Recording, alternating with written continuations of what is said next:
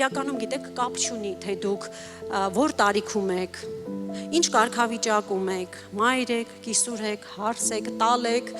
աղջիկ եք, կապ չունի, դուք ունեք ձեր մեջ ունեք այդ զորությունը ապրեցնելու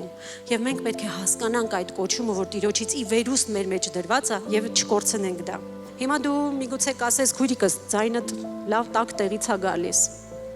Դու իմ իրավիճակում չես եղել, դու իմ ամուսնուս չես ճանաչում,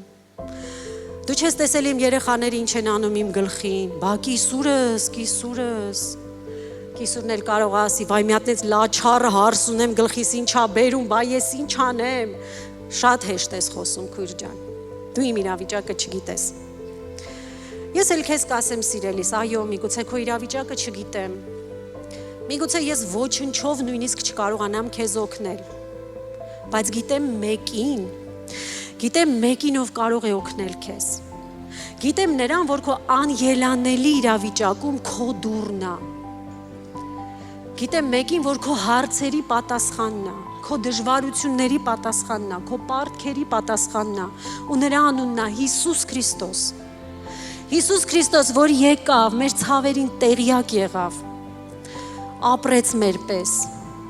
ճաշակեց մեր ցավերը, մեր ուրախությունները, խաչվեց, մահացավ, հարություն առավ ու հաղթեց սատանային։